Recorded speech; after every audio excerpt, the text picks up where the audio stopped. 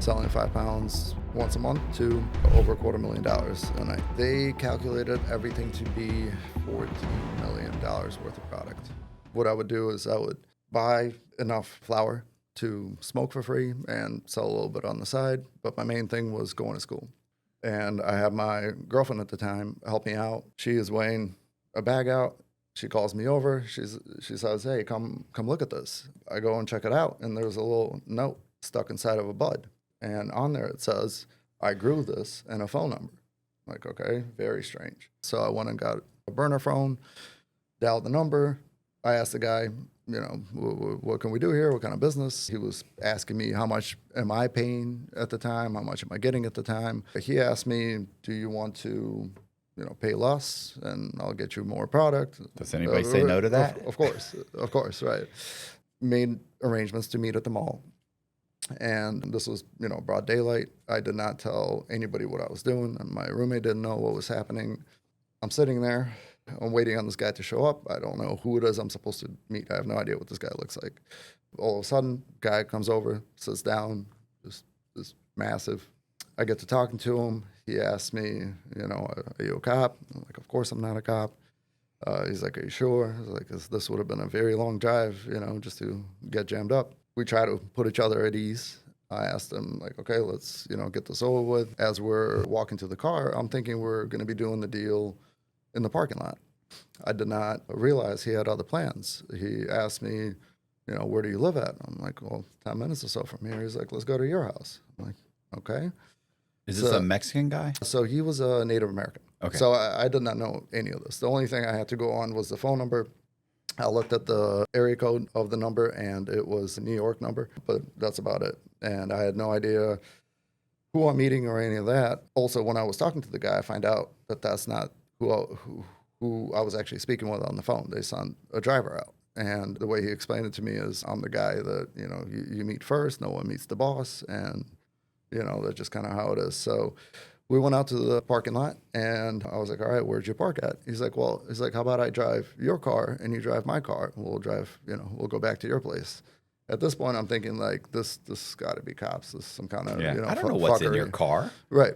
Exactly. So, but I'm like 18-ish. I figured at that point I was committed. One way or another, I had to go through with it. I jump in his truck. He gets in my car, and he's following me. And as I'm driving, I'm looking through all of his stuff, trying to find something with a name, address, take a picture just to make sure, like just trying to get any kind of information. And I kind of figured guys probably doing the same thing. So we go back to my house, and again, no one at my house knew what was happening. I wasn't even expecting for any of this to happen this way.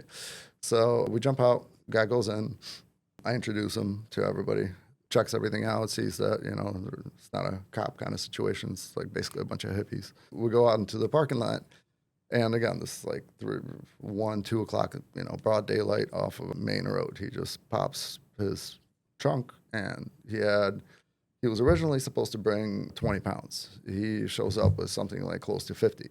And I was like, "Buddy," I was like, "this is not what we talked about." I was like, "What am I supposed to do with all of this?" He's like, "Oh, it's okay, he's like, see what you could do. I'll hang out for a little bit." And he's like, where is there some good strip clubs where they do extra? I was like, "I don't know, but man," I was like, I'm just a college kid. I give him, whatever little money I had, brought the product in. The product was phenomenal. No one in my area at the time had anything like this. And considering got it at 1,000 less than, previously, I was very happy, but I was very nervous because I didn't know, how quickly I'd be able to, get this guy paid off. And he did not seem like the type I should disappoint. So long story short, I was up all night running around making sales, and morning comes around. I had all the dude's money. Basically, I went from selling 5 pounds in a month to selling 50 pounds overnight. When I cashed the guy out in the morning, he was also very surprised, and he's like, "Okay, like, we're in business. I'll let the boss know." Guy leaves. I call the boss, and I tell him, like, "Hey, everything went really well." I was like, "But, like, let's not do any more surprises. Next one, now that I see that I could get rid of 50, why don't we do 50? And, but since it's a lot more product, the price got to get better, So instead of 3,000, I told him, I want to say it was something like 2,500 is what we agreed on. So meet at the mall. I'm waiting on this guy to show up, and a different guy shows up. And I'm like, okay, this is kind of weird. I asked them what happened to the first guy, and they're like, oh, that's like our crash dummy. They're like, we send them first in case, it is cops. I'm like, okay, it's kind of weird, but all right. Same thing, follow me back to my house. We pull up, broad daylight. It was supposed to be 50 pounds at 2,500. Guy pops the trunk.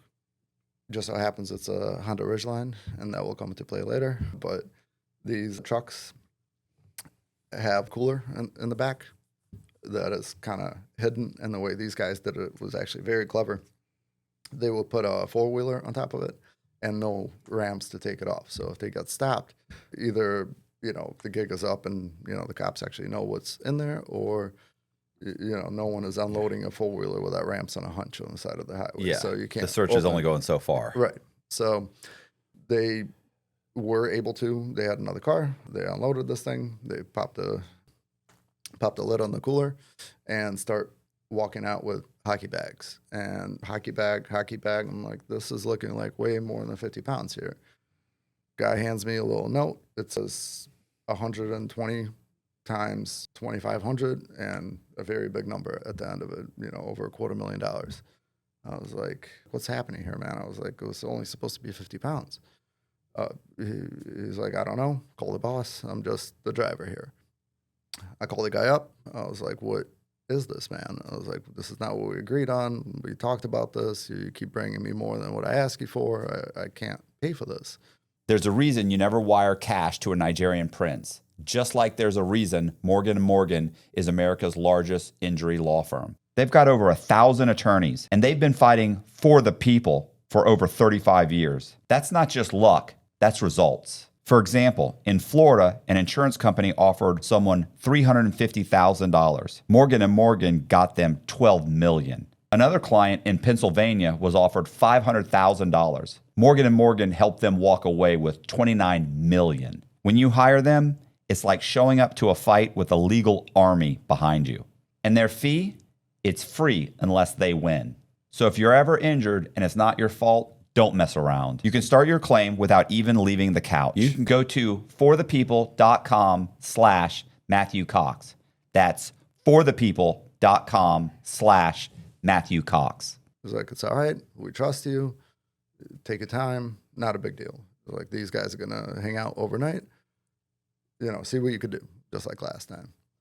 So I told him original deal was, 50 pounds, 2,500. This is a lot more. The price has to go down. He's like, okay, that's fine. Where do you need it to be? And I told him, let's do 2,000. He's like, okay.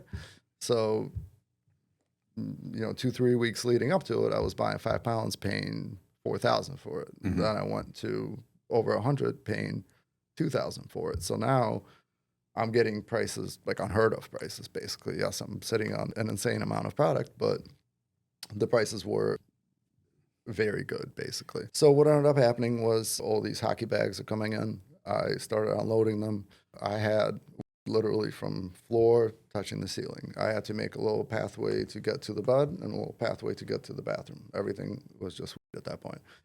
So same deal, up all night, running around, meeting up with people. By the time they were ready to head out, I had them almost cashed out. So I went from selling 5 pounds, once a month to over $250,000 in a night. I basically cut the competition completely. No one in town could match my prices. So I could have asked for more and sat on it longer, but instead I dropped it where I was still making money and no one else was selling except for me, basically anywhere near in that area. My profit margin at that time was about $1,000 a pound. So I started making $100K in a week. So nothing good happens when you give that kind of money to an 18-year-old. Right. Money started basically piling up. It was kind of like that scene from Blow. Yeah. So I started out with I had this like really nice wallet my ex got me. I was like, okay, I'm going to fill this wallet up, about like 50 grand or so, and then I'm done. So that got filled up in, like 1 week. I was like, okay, I'm going to get a safe. Like once the safe is full, I'm out. And that was like a month. And then it just, snowballed from there. So my business strategy was, originally I was selling small bags, but then I decided that's too much exposure, too much attention. I'm going to end up having to see a lot of people. So I started putting people on in different cities. So every city I had a guy, I would drop, 10 or 20 on him. And sometimes it would be a front, sometimes it would be a cash deal. But I started going through about 100 pounds, give or take, once a week, making about 100K once a week. This went on for, I want to say, 2 or 3 years or so. And it was the same deal, same guys every time. Did anybody getting busted? Are there any busts? I mean, not at that point in time, but things slowly started to unravel. So the quality started getting worse. And the first, time I was like, okay, no biggie, but the price didn't get cheaper. The quality started getting worse. The price stayed the same. So I started complaining. And eventually the quality got really bad. The guy that was coming to see me, Danny, he was the driver. I told him, I was like, hey man, something needs to happen here. I'm not going to be able to sell this. And he basically was like, hey, talk to the boss. So I call him up, told him, like, hey, I'm not going to keep doing this. At this point, I was, a millionaire a couple of times over. Again, probably 19, 20 at that time. I was planning on just being done with it. I made, way more than what I was planning on originally. So, but then I had all these, quote unquote friends that, quote unquote depended on me, so I didn't want to let them down. So these are dealers, the guys who are giving If you can't, you don't want to just stop giving them 20 pounds here or 20 pounds there. Yeah. Because then a lot of people started telling me like, oh, we depend on this, and So I told the boss either the price needs to get better or the quality needs to go back to where it was. So we make it. He's like, okay, come see me in person. So I drive down to New York to Indian reservation. The way they had me do this was, it was a weird kind of a situation where they told me to go to one spot. I did, and they're like, go to another spot. So I'm like, okay, they're just watching to see if anyone's following me. So I ended up finally jumping in the car and meeting the guy who this whole time I never met in person, with a note. That was the original guy I've been doing business with for 2-3 years, something like that, but never actually, seen him in person until that day.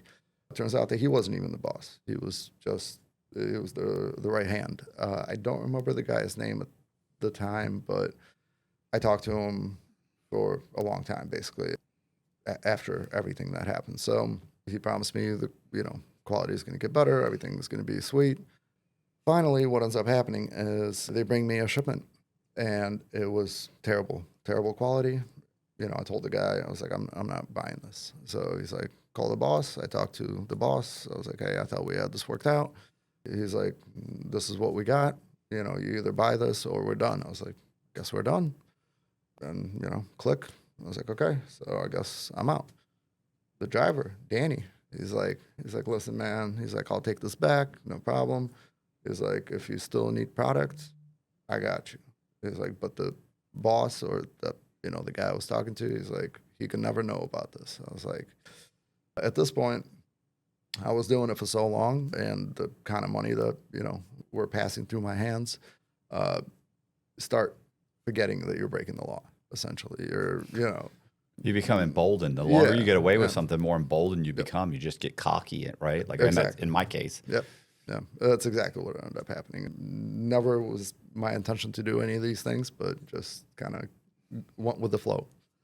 So started doing business with Danny, and the way I was working with him, in order to avoid the whole shitty quality, I told him, I was like, hey, listen, going forward, I'm gonna okay every single thing that comes here. So I told him, I'm gonna drive out to you, let's say on a whatever it was, Saturday or Sunday. I'll check out the product, then you bring it to me the next day. So that's basically what we started doing. I would jump in the car, leave at 4 a.m. I'd get there in the afternoon. Okay, the product, basically, tell them I want these, I don't want these, whatever I want. And then the next morning, either Danny himself in the beginning, and then eventually, he started getting his own drivers once he started making the money. They would come through. What's the problem? Are they growing it themselves, or they're bringing it in from probably Mexico, and they're just sometimes no, they're just Canada. from Canada? Yeah. So sometimes it's a good crop and there's a bad crop. That whole situation is kind of crazy. It's Hell's Angels in Canada. They had, I forgot how many grow houses, once shit hit the fan, all these guys started getting busted, and the investigation basically led, across the border. But it's hard to say. They basically had what is called BC buds. That's British Columbia bud. Mm-hmm. So it's a very particular kind of bud. So it's unique, not necessarily in a good way, but at that time, no one had that kind of quality. So at that time, most of the weed that you saw in Ohio and those areas were going to be brickweed, Mexican weed, where you literally will come in on a brick where you have to use a, like a chisel or a screwdriver to, peel it off. This stuff was indoor. It wasn't compressed.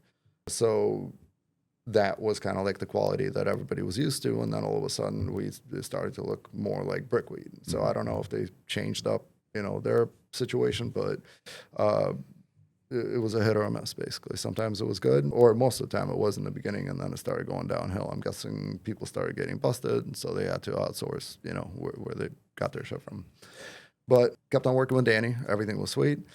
And me and Danny became friends, really good friends, actually. I would, while I was out there in New York, we would go out, hang out. Our, girls started, hanging out and all that kind of stuff. So, and at that time, or originally, I should say, and this is going back to high school. I used to be in sports and lots of, fighting growing up. I messed up my knees really bad. And when I was a kid, probably like 16 or 17, went to a doctor who told me either surgery or painkillers.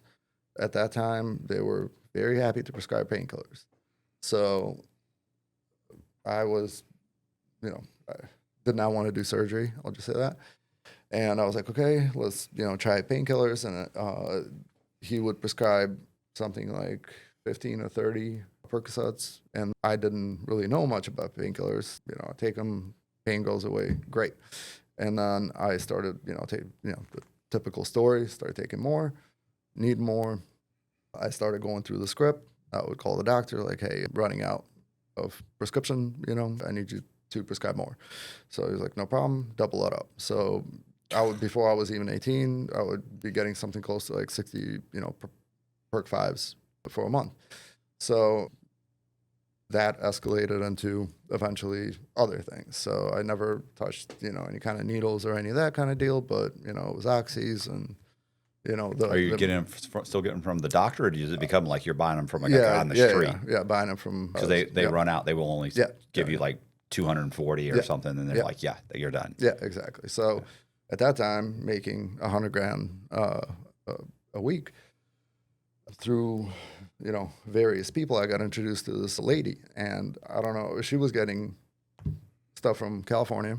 I was spending something like $3,500, $4,000 a week on oxys, and this whole time this lady thought that like 16 grand a month. Yeah, I was doing something like 1580s to 2080s a day, like crazy numbers. And this whole time that lady thought I was buying them to sell them, and eventually she figured out it was personal use. But basically, the reason why I touch on that, just the mindset, just doing a bunch of drugs, making a bunch of money,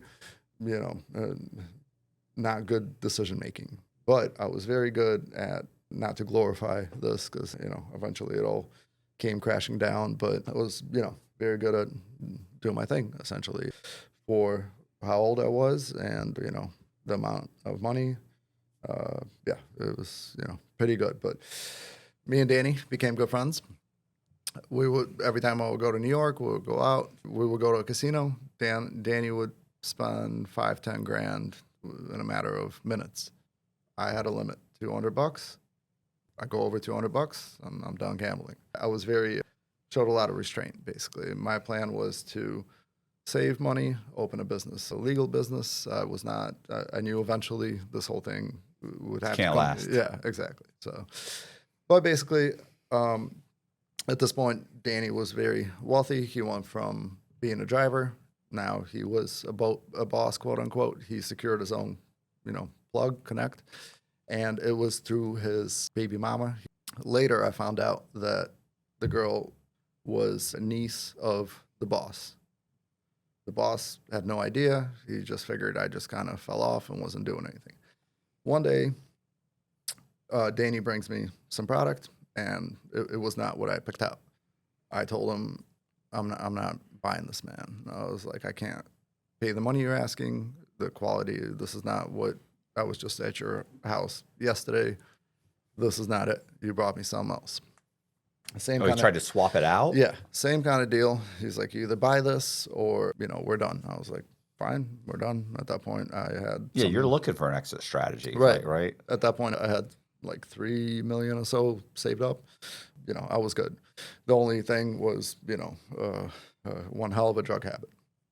The driver that was coming to see me, Danny's driver, come to find out, he was either, I can't remember if it was Border Patrol or Homeland Security. He was one of those. He was his cousin that he had working for him. Me and this guy also got very cool, so he tried to smooth things out. He was telling me like, hey, listen, I'm going to bring this back. Don't worry about it. I'll talk to Danny. Just everybody, cool off. Like, okay.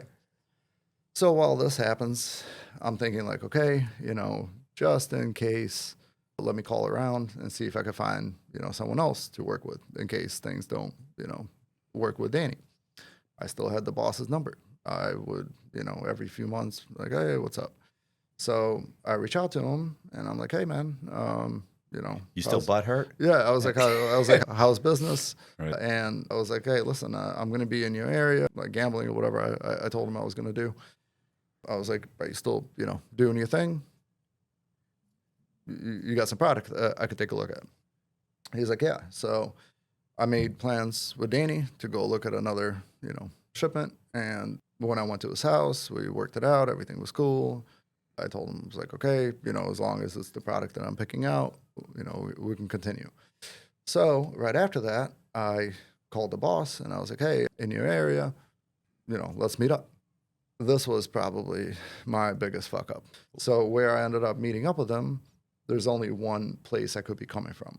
It was Danny. So the guy put two and two together that I stopped, buying from him. I started buying from Danny. So when I met the quote unquote boss or the right hand of the boss, he figured out that Danny cut him out and started doing business behind his back. I looked at his product. I told him like, okay, I'll think about it. I'll let you know. I went back to Cleveland. Danny's driver was on his way to my house. And, the next day he gets there, brings product over, or he was supposed to, I should say. As he is getting to the house, I call him. I'm like, hey, what's going on, man? I was like, what's taking so long? You're way late. And he basically says something along the lines of something shot in the head, click. I was like, what? I was like, what happened? So I start, trying to call him. I'm calling Danny. I'm calling him. No one's answering. I'm, pacing, freaking out, trying to figure out, what he even just said to me on the phone. So I keep blowing up his phone, Danny, I'm not getting any kind of answers. So I start checking, and my girl, Ashley, starts checking, trying to find out any kind of news coming out of that area. Eventually, there's a news headline, a guy shot at his house. So what year was this? 08, 07, something like that. Yeah, All 2000, right. give or take. We were putting, two and two together, like this has to be it. But the news is very vague. So we're still trying to, figure out what's what. Keep calling. Finally get a hold of the driver. I'm like, dude, like, what the fuck is going on? He's like, Danny is dead. He's been shot. I was like, what? I was like, how? What happened? He kind of sort of tells me the story. He says that the boss, or the right hand of the boss, sent a crew to Danny's house to teach him a lesson. They were going to rob him because they found out that he stole his customers. Right. Me. Danny is an ex-Marine. He had 3 kids in the house and, a pregnant girl. And he fought back. Yeah. So basically these goofballs showed up with a sledgehammer. And this is, again, very rural area. And they show up with a sledgehammer to take the door down. The part I don't understand, we're talking about like rural area, like forest, that sort of deal. And why did Danny open the door? That's what I was trying to figure out. Because they're banging on the door with a right, sledgehammer. but why would Coming you, down one way or the other. But why would you open the door with three kids in the house? And he had weapons. Well, I in was the going to house. say, or if you had a gun, why not just he didn't sit back and wait? So the way I figure is that he was expecting someone to show up, just not those guys. So they're trying to get in the house. He starts fighting them, somehow takes the sledgehammer away from these guys, starts beating their asses. They take off running, and as they were running away from him, one of them just fired around looking, hit him in the hip. It was basically a small caliber, ricocheted everywhere, a bunch of, internal injuries, and these guys took off.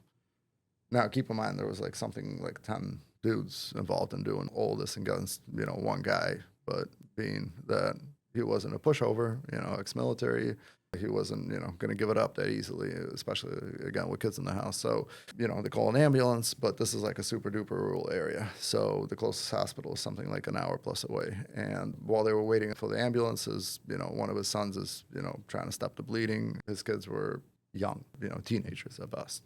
His girl, who was the boss's niece, jumps in the car she loaded up a car that she thought had a bunch of money in it. So she jumped in the car that she thought was loaded with a bunch of cash and takes off, which is very strange behavior instead of trying to, save your guy.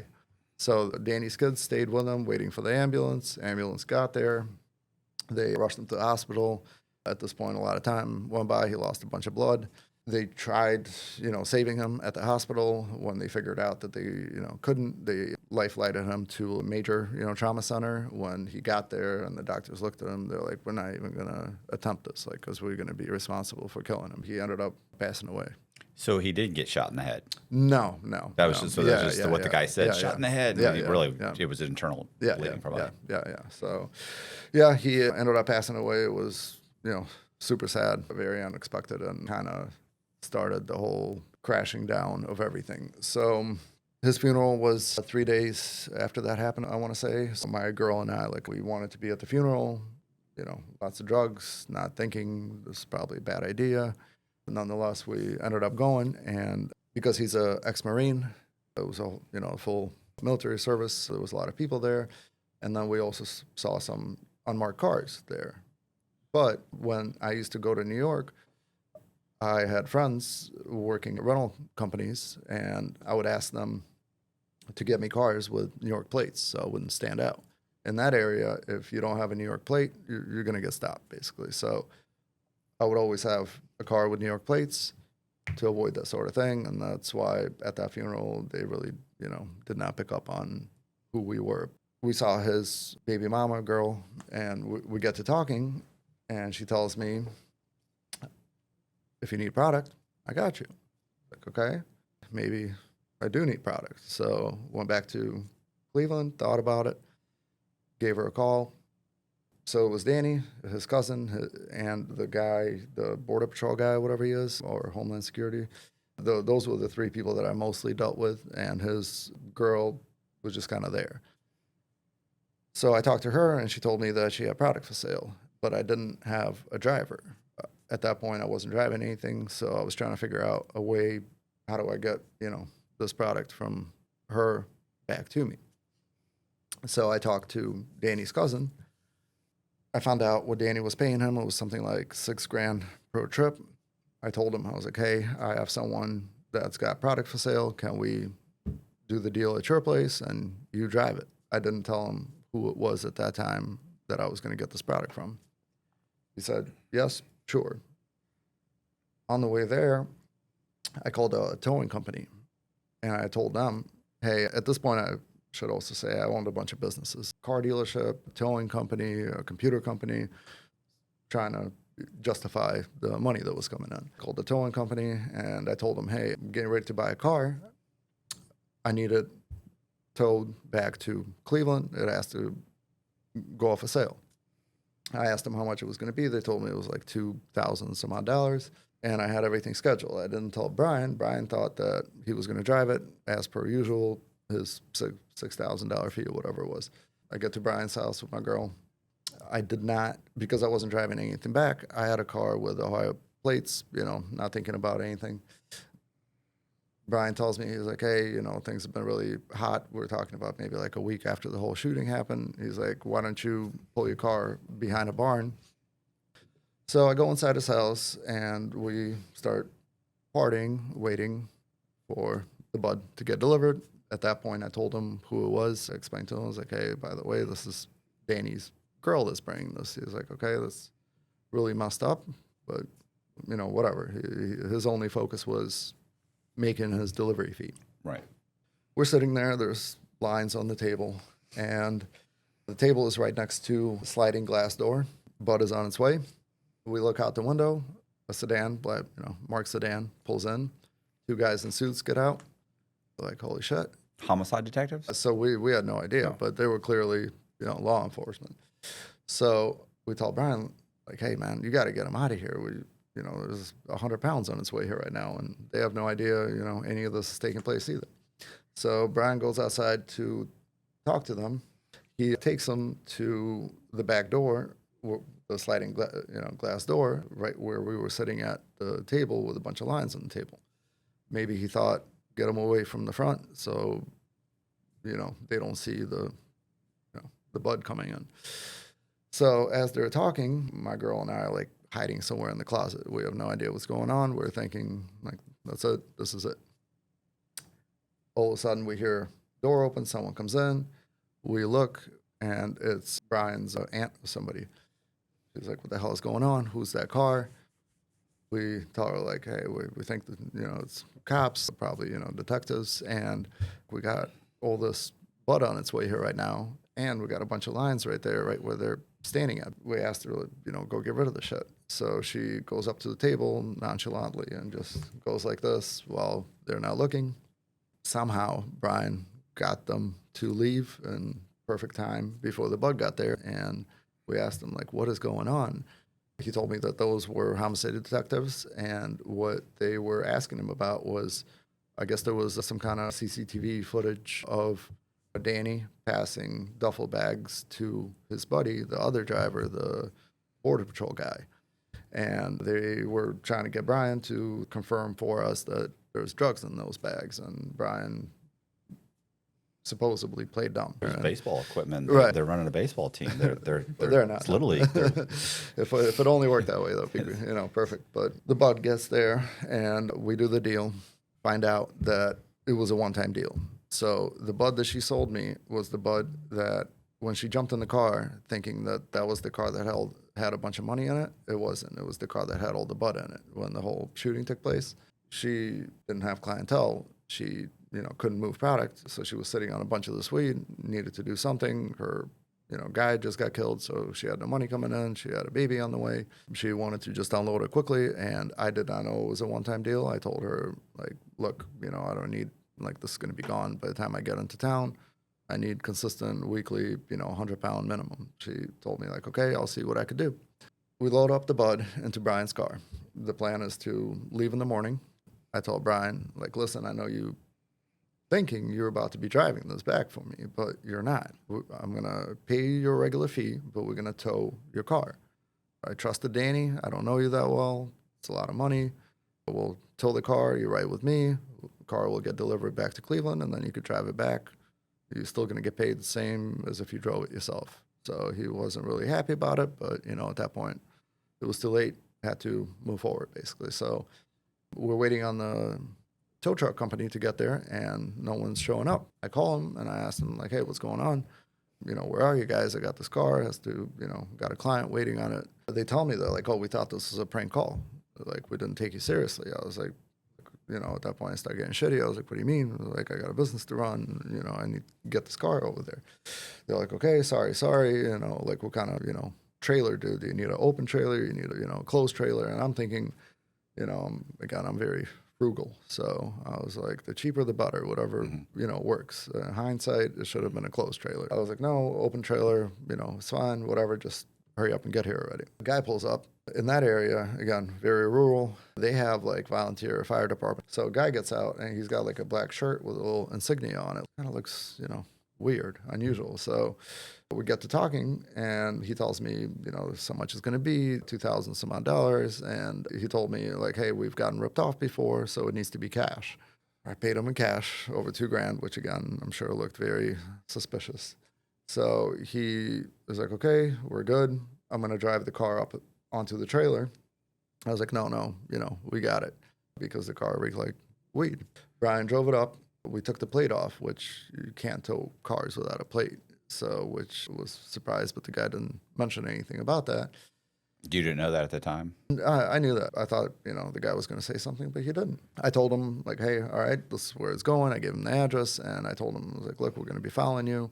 Let me know. We got to get gas, so we'll stop at this gas station around the corner. And, Brian was freaking out. He's like, man, I don't know about this.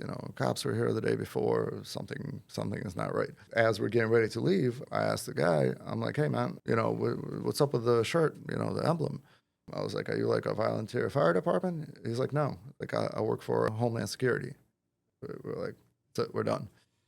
We jump in the car, we start following him. Brian is sitting next to me, sweating bullets. He's like, that's it. And they got us. He's like, I don't know why they're even doing this to us. They're toying with us, man. They're toying with us. Yes, exactly. We were pulling up to the gas station, and my girl that was with me, I was like, hey, Ashley, you're, seem to be on good terms with this guy. Can you, go find out what the fuck's going on?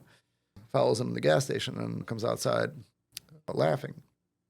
And, we're like, what is so funny? Like, both me and Brian are, freaking out. And she's like, this guy has nothing to do with, the cops that were there the night before or any of that. He works for Homeland Security as like their, bomb disposal guy, basically, like biological material disposal. And this is his towing company, as he does as a side gig. And the reason why he came out instead of like a worker is because they got ripped off before, and he wanted to make sure that, it wasn't the same kind of deal. Apparently, that was an original idea that I had. Someone has done this before and, had the car delivered and never paid him. We start driving.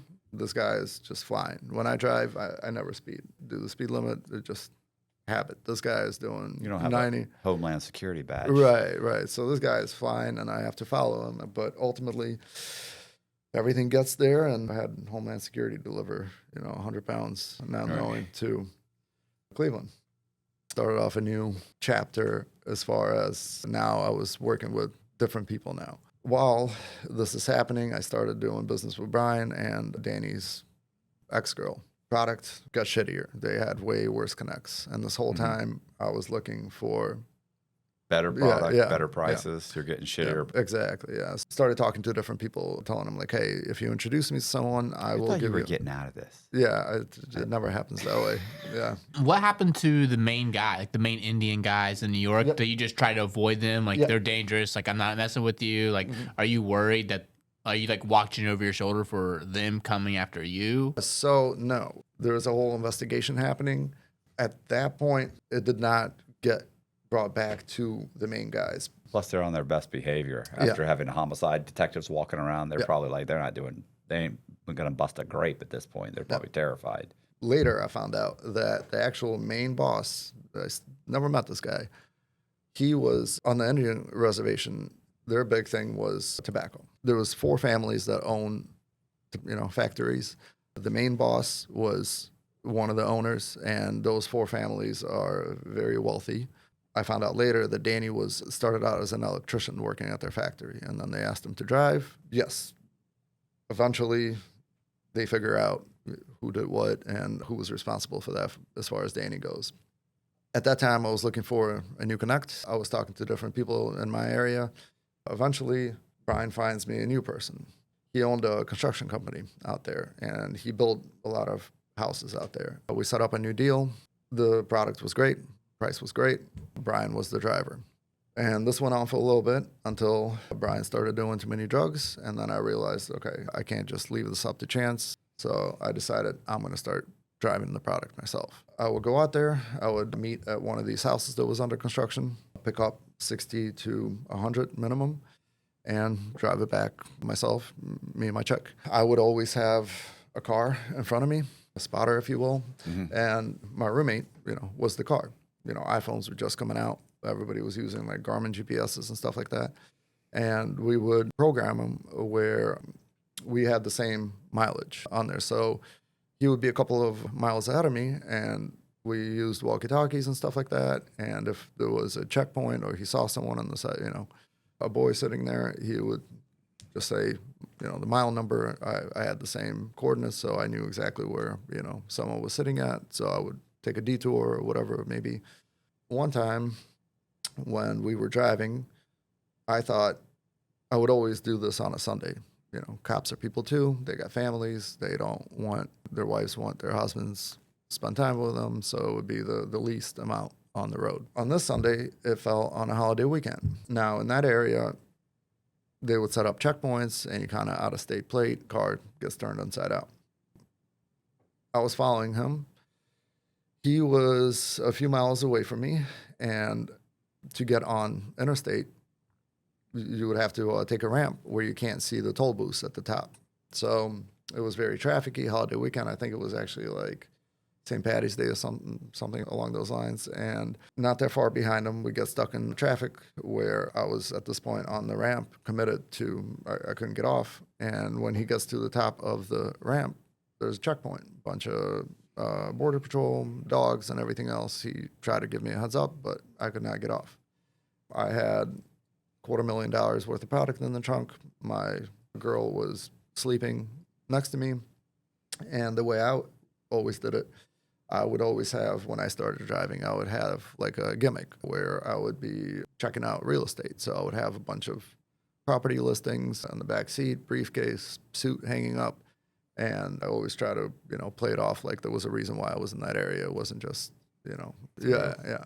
And I would always make sure to get a New York plate. So very often I would take a car from Ohio, drive it to Albany, and then go to a rental car place in Albany and get a car through my buddies that worked at, I'm not going to mention the rental car place, but I'm banned for life from there now.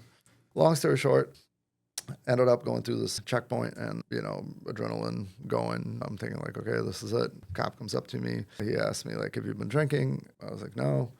He asked me, where are you coming from? Now I have a New York plate on my car, but my license says Ohio. And he asked me like, hey, do you have your license? I show it to him. He basically just kind of like, okay, there's like cars piling up behind me. It's like, all right, get out of here. So adrenaline going. Get through all that nonetheless. So there was a lot of close calls of that nature. Business kept on going pretty well. The guy that I was getting the product from, he started letting me in on some of the schemes of how they get stuff across the border because, as I mentioned, the volunteer fire department. Mm-hmm. So that was one of the vehicles that was, able to go from U.S. to Canada or the reservation. So the reservation sits on the border of U.S. and Canada. So it's not patrolled by anyone. They have their own police department. So the U.S.'s department can't go on their land, essentially. And they had, their way with that department that looked the other way. So there was a lot of product, a lot of different things going across that border.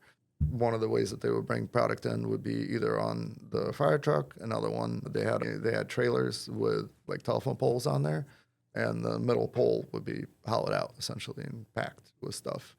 Yeah, Pete talks about that. That was when the cartel would, and then the cartel would have the sheriffs would like escort the poles down the street. Yep. From what I understand, they move a lot of stuff back and forth. I don't know if it's still like that, but that's what used to happen many years ago. Basically, things started to close in. The murder investigation, they started putting things together. When they went into Danny's house after he got shot, they found a whole bunch of burner phones, and on there was Ohio phone number. Now, there was no name or anything like that, but they knew there was someone from Ohio in that area. Somehow, they found out that Danny built a pool. They drained the pool, and they knocked down a wall and found $1 million stashed in the wall of the pool. Someone was basically giving them information. Mm-hmm. Now, I did find out that they have ways of finding money where they have more or less like a device that they could scan, and it picks up large concentration of strips in the bills. So maybe that was it, but someone was talking to them. And how it all came to an end was the construction company guy. Once in a while, again, I got cool with him, and we would meet at his house. He had a cabin in the woods, and you have to, it's like almost half a mile to just drive down to it. So a lot of times when there wasn't like a house under construction available, we would go over there, hang out, go fishing. Eventually his guy would get there. One of the times when we were fishing, his neighbor comes over, and we find out that his neighbor is actually his dad. And turns out that his dad was a federal judge. The whole situation was very funky. But basically, while we were waiting on our flower to get there, we would go fishing with this federal judge dad. Everything was going pretty well for a while.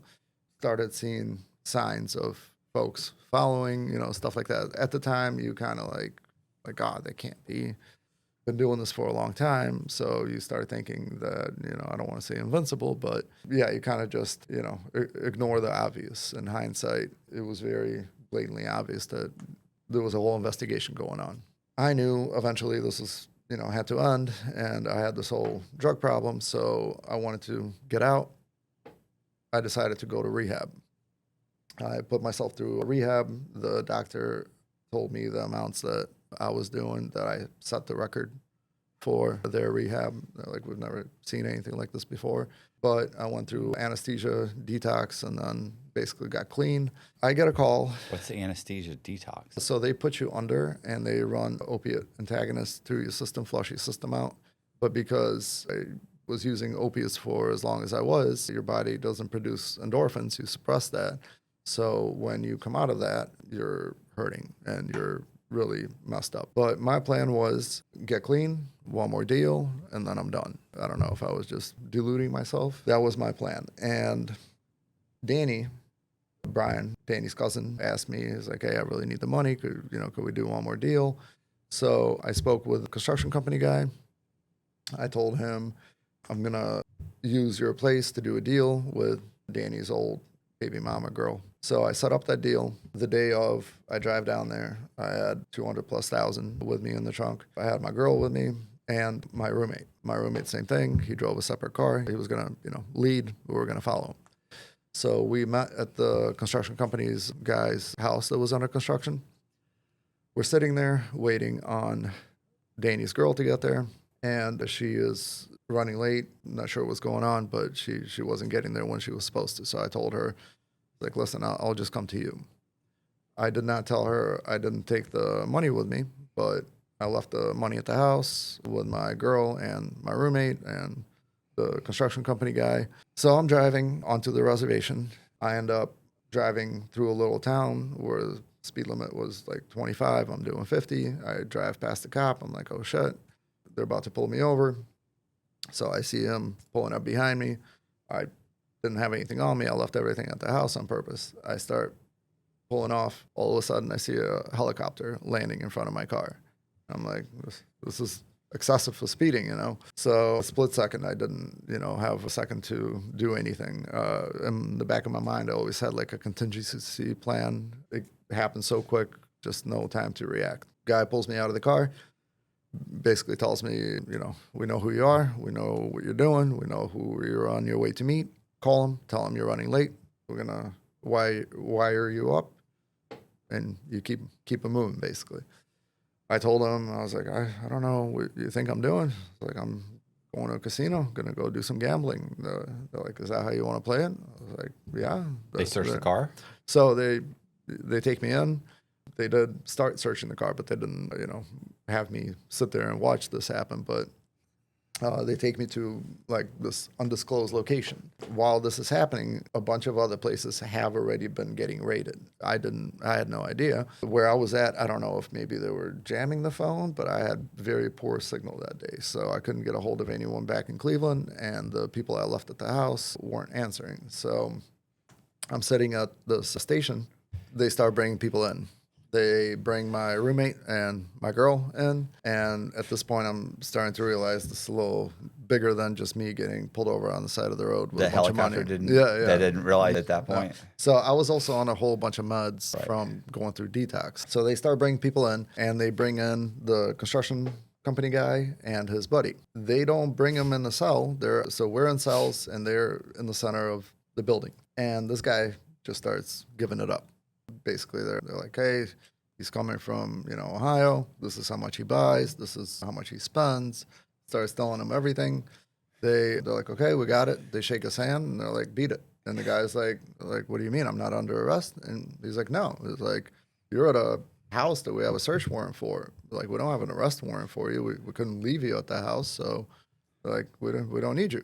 So he told them everything without any benefit to him or anyone else. At this point, he, buried me more or less. I feel like you were already buried. Oh yeah, for sure. Yeah. So like then I started finding out like how deep all of this went. Again, I was just very narrow-minded, and now I started figuring things out. So now agent comes in, starts telling me like, hey, we got your people in Cleveland, we got your whole family. Where's it at? Like, where's all your money at? I'm still playing dumb, still trying to pass it off like I don't know what you're talking about. So they're like, why don't you talk to them? So when they handed me the phone, and I can't remember, I think it was my mom on the phone, that's when things got real. That's when I was like, oh shit. Because in my mind, I always thought, like, what's the worst that could happen? I lose the buy money, and it only affects me. But now everybody is in trouble. My mom tells me that, they showed up, they kicked the door in, going through the house. I was at a loss for words. And the way that they did that whole search, that was done by, let's call him Buck. He would be the one that wrote the book eventually about this whole thing. When he searched the house, basically he busted up the house for no good reason. He went in there with a sledgehammer. My folks, yes, like granted, I kept stuff at my parents' house, but it wasn't anything you'd need a sledgehammer for. But he basically started questioning them, asking them, where's the money, where's this and that, and they knew where I kept the safe, so they like, hey, safe. And after that, he was like, where's more? They're like, we don't know. So he, for some reason, took a sledgehammer and just started busting up the walls that, just regular drywall for no reason. But anyways, at that point, the gig was up. As I'm sitting there, waiting to find out what happens next, agent walks in with a big, like, shit-eating grin, like, your brother's room. I was like, oh, fuck. And at that point, my brother didn't know, no one knew. He had basically like a crawl space in his room where a cabinet would come out, and majority of my money was there, which was a little bit over $1 million. So I had a little over $1 million in cash, and then I had diamonds in my fish tank, my house. Somehow they knew about those. Diamonds don't reflect light and water, so somehow they went straight for them, scooped them out. So at that point, the reality of the situation started setting in. They started questioning all of us one at a time. They questioned me. I told them, yeah, I don't know anything, basically, a lawyer. Then they took my girl in to get questioned, and she told me later, because they come out like really pissed, and she told me how they're like, all right, save yourself, give it up. We got everything on you guys. She tells them like, hey, you guys, you didn't even read me my rights. So they're thinking like, oh, shit, he's about to tell us something. So they read, the rights to her, and she's like, lawyer. So they got upset over that. And ultimately, we get sent to county. It was a federal case, but the charges came from state. So I end up in county in middle of nowhere, New York. Still, at this point, I did not know how big it was. It was just state charges. I end up in county, and I was there for 2 to 3 weeks or something like that until my parents were able to retain an attorney for me. And the way this went was a mess. I get bailed out on state charges as I go to change out into street clothes. I'm all happy. I'm also detoxing very heavily. I come out of the changing room, and there's 2 agents standing there with shackles waiting for me at the door. And I'm like, oh, federal? God. Yeah. So they superseded state charges at that point and went federal. And then I start finding out what happened. Basically telling me like the boss and his right hand, they raided all those guys at the same time. All the guys that were there during the shooting, they came after all those guys as well. One of them fled across the border. When they raided his house, they found a grenade launcher at his house. So like these guys would smuggle insanity across the border. So they had a whole bunch of people tied into this, locked up. And they came after the boss, the cigarette, factory owner, which was a huge deal. This guy was, incredibly wealthy, where no one expected something like this to happen. But this guy got into a lot of trouble, basically murder for hire. They all, started pointing their finger at this guy. I think his name was Al, if I'm not mistaken. I find out that multiple people started cooperating. People in Ohio started cooperating. So the investigation spanned from Ohio to, New York, Canada, and they started putting pieces together and kind of came from every angle when they finally decided to come after me. But they didn't know that I was quitting. So I had no product at the house. Essentially, what they had me was a conspiracy.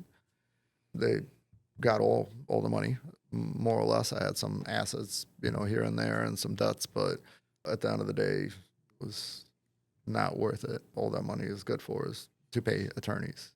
Right. You don't get to keep any of it. But I ended up being in federal, whatever it is, MDC, for about a month or so, until I finally, got out and started fighting my case. Out of 14 people on the case, I was the only one that got jail time. So everybody cooperated basically against me. And the thing dragged out for almost 2 years. My attorney, I don't know if I can name drop, he's a very good attorney, Larry Zuckerman, out of Cleveland. He did the best basically he could in order to get me the least time. And I figured no matter what, someone's going to go to jail. They tried to charge my dad. They tried to charge my roommate, my girl. Because the stuff was stored at that, or yes. There was money stored at the house. Yeah, okay. Yeah. And also I had my dad do little things here and there. I would give him little tasks. So it got added to the conspiracy. Yeah, so, in my very young mind, I didn't think, any of this was a big deal. He wasn't, doing what I was doing, so I didn't think there would be any kind of repercussions for him. But they charged him, trying to put pressure on me. And normally, at least to my knowledge, the investigation always goes, they're after the top guy. In this case, they went for the top guy down. And again, in the grand scheme of things, I wasn't even that big of a player once, the whole discovery thing came out. There were people involved that were moving way more product than me and making way more money than me. Apparently, I wasn't the only guy that Danny stole from Al, the boss. I was the one that more or less, accidentally kind of gave the gig away, where they figured out that I started dealing with Danny, and that's whose house I was just coming from. Essentially, there was 14 people. The murder investigation was a separate situation, but they linked, everything together. So there was a separate, case for what happened to Danny and the shooting, and then my was the trafficking. And Buck, the agent responsible for the Ohio part of the investigation, he told me, at this point I was about 23 years old, give or take. He told me, for my age and the amounts that I was doing, I was like one of the top 3 in his career as far as quantities and dollar amounts and things of that nature. And as I was getting ready to be sentenced, the case wound up, there's no fighting a federal case. Basically, 98% success rate. Right. So what my attorney did was to, wait until everybody else went to get me the best plea, possible. Once the plea agreement was signed, Buck approached me telling me, hey, I'm writing a book. Do you want to get interviewed for it? And I also got offered an episode of American Greed. Right. So, yeah. I don't feel like it's an offer. I feel like we're doing an American Greed on. Do you want to participate? So I declined that one because did they do it anyway? Not that I'm aware. Well, my attorney called me and he asked me like, "Hey, this was mentioned. Do you want to do it?" And at that point, I did not. But the book, I figured, it was going to take a while for that to come out. What I didn't want happening is the judge seeing this and giving me more than what was going to happen. I declined, but I got interviewed for this book, and I guess the book did pretty well. I mean, I have nothing to do as far as profit off of the book, but there's a book out there. I don't know if you want me to tell you what it is. What's the name of it? The Takedown. The Takedown? Okay. Not very exciting, but there's a lot of things that happened that's in the book that's not exactly accurate, but a lot of it is. A lot of it goes into talk about the cigarette company guy, Al guy. Well, how much time did you get? I ended up 4.5 years. What prison did you go to? So I started out in MDC Brooklyn. But from there, I got designated to Elkton, Ohio. So the way to get to Elkton, they gave me diesel therapy, as it's called. They drove me on a bus to Airfield in PA, flew me to Oklahoma with a whole bunch of stops, which was the planes that they use are from like 1970s with duct tape on wings and stuff like that. When I left Brooklyn, they have you wear like this see-through, paper mache suit. And when I was leaving Oklahoma and going back to the same airfield that I flew out of, like why this happened, I don't know. But that whole trip took like almost 2 months basically. But when I landed there and they put me on a bus to Elkton, I was the only guy wearing that suit. Now at this point, I haven't shaved. I've been, just traveling, so I couldn't get any kind of commissary, and I looked more or less crazy. For whatever reason, I don't know if you've ever seen those like boxes that go on top of the black box. Yeah, so like I was the only one wearing one of those. So when they put me on the bus, you look like Hannibal Lecter. Right. So everybody later they told me, they're like, dude, when we saw you, we were like, well, we're not locked up with this guy. I finally get to where I was going, and Elkton, they have a satellite camp and then they have a low. Mm-hmm. So I did not know that satellite camp, that's where they put old pedos too. Right. And I completely had no idea of any kind of etiquette. I was, all this was super new to me. I'm still a fairly young guy at that point. I want to say I was in about 25, 26 or something like that. And slowly you find out how things work. So out of the 4 units that they had at that camp, it wasn't really a camp because of all the chomos. It's still fenced in. The low, there was a lot of folks at this low that should have been in way higher security. I put in for a transfer, got transferred to a low. My first day bringing my shit over, we get to the unit. This is the RDAP unit. One guy stabs another guy, and they're chasing each other around the unit. So that was my introduction to RDAP and the low. You would think that, if you're on RDAP, you're the closest to the door. Cause you'd be in your best behavior. Right. So more people from the RDAP unit went to the hole and had time added onto a sentence than any other unit there, which amazed me. But when I was locked up, I, tried to better myself, basically. I took every kind of class, played every chess tournament, taught some classes and stuff like that. And I've seen all sorts of craziness go down, as I'm sure you have. But folks try to get into the program by any means possible. So I've seen a guy pay a guy to go knock out a guy that was already in RDAP. Both go to the hole, the spot opens up. So there was all sorts of schemes taking place. I'm next in line. Somebody's got to go. Somebody's got to get clocked. Somebody to drop out. Yeah. So I've seen all sorts of things of nature happened, and they were getting ready to shut down the program at Elkton. Too many fights, too much drama. What year is this? This was about 2011, 12, something of that. Yeah. And I put in for a transfer. I was going to lose some time by doing this transfer, but that would mean I would actually end up at actual camp, basically, which was McKean in PA. Now, this was a shit show. That camp was something else. So I was not used to that sort of a setup. Coming from Elkton, Elkton is pretty much, it's called a low, but it's more like a medium, I would say, in reality. 10-minute moves and all that kind of nonsense. And I get off the bus at McKean. The first thing I see is one guy yelling across the compound to another guy, like, hey, fuck you and your mother. And I'm like, oh, shit. I was like, it's about to go down. I'm about to see a show. And nothing. I was like, you guys talk to each other like this here?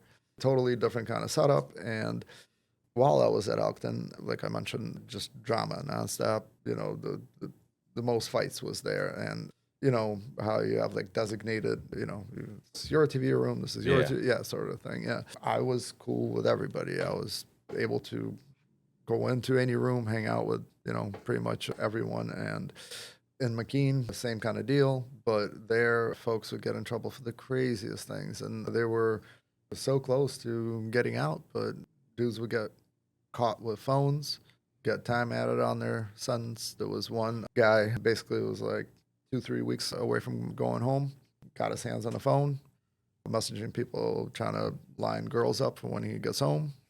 People used to love to tell on each other there. Someone told the COs that this guy had a phone. So they start closing in on him while he's in a cell. He sees them. He takes off running, pushes them out the way, knocks them down. I don't know what this guy was thinking, runs into a field, throws the phone. They tackle him. They charge him with contraband, escape, assaulting a CO because he pushed them out the way. I guess one of the COs wrote up that he broke his ankle because of this. And they added something like 5 years onto a sentence, 2-3 weeks away from going home on a 5-year bid, and pulls some insane shit like that. So did you actually pass that? Yeah. Oh, okay. Yeah. Thought you went and then you got transferred. I started in Elkton RDAP, and then I finished it at McKean. And to be honest, you actually do, learn a lot from that program. Yeah. It's very useful to some folks. Some folks just take it, fake it till they make it. Yeah, absolutely. Yeah, fake their way through it or whatever. Fake it, yeah. So you got out. What year did you get out? 2014, I want to say. Was there a dollar amount on your indictment or? Yes. So, let's see. They calculated everything to be, all in all, something like $14 million worth of product. They just off of me took over $1 million. I don't know, 1.2 is always like this magical number that comes up in different places, but in my case as well, 1.2 million in cash is what they got from me.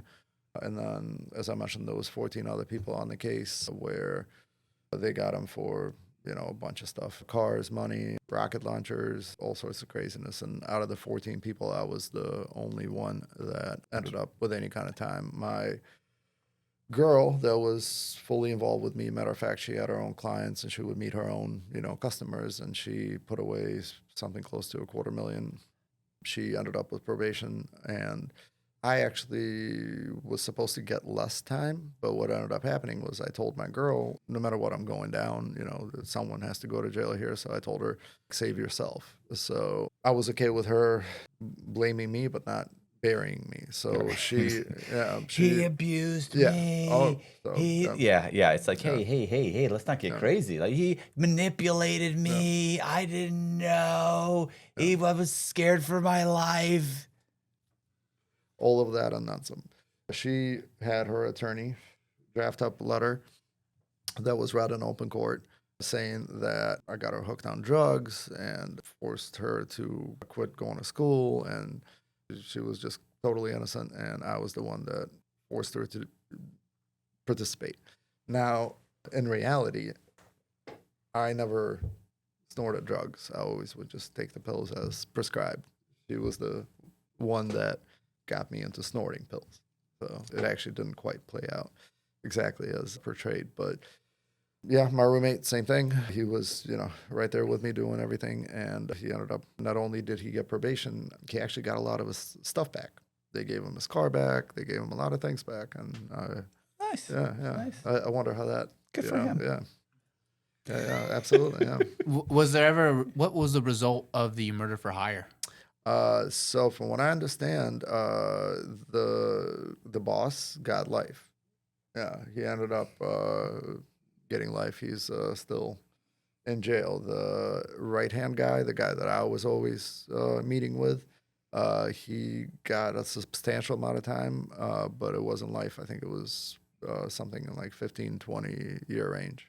Hey, you guys, I appreciate you watching. Do me a favor, hit the subscribe button and the bell so you get notified of videos just like this. Also, we're going to leave all of Konstantin's social media links in the description. Thank you very much. I appreciate you watching. Please share the video. See ya.